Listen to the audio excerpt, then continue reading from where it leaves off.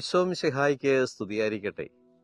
അവിടുന്ന് ജോസഫിന്റെ കൂടാരം ഉപേക്ഷിച്ചു, എഫ്രായിം ഗോത്രത്തെ തിരഞ്ഞെടുത്തില്ല. എന്നാൽ യൂദാ ഗോത്രത്തെയും സിയോൻ മലയെയും അവിടുന്ന് തിരഞ്ഞെടുത്തു. സങ്കീർത്തനം 68 67 68 വാക്യങ്ങൾ. എന്റെ കൂടാരത്തെ ദൈവം ഉപേക്ഷിക്കാനായിട്ട് മുതിർന്നിട്ടുണ്ടോ? നമുക്ക് ആഴമായിട്ട് ചിന്തിക്കാൻ സാധിക്കണം. ജോസഫിന്റെ കൂടാരത്തെയും എഫ്രായിം ഗോത്രത്തെയും അവിടുന്ന് ഉപേക്ഷിച്ചെങ്കിൽ എന്റെ ഗോത്രത്തിലും എന്റെ ജീവിതത്തിലും ദൈവം മാറി നിന്ന അവസരമുണ്ടോ? നമുക്ക് ആഴമായിട്ടൊന്ന് പരിശോധിച്ച് നോക്കാം. കാരണം അവിടുന്ന് തെരഞ്ഞെടുത്തത് യൂദാ ഗോത്രത്തെയും സിയോൻ മലയുമാണ്. ദൈവത്തിന്റെ മഹത്വം കടന്നു വന്ന സ്ഥലമാണ്.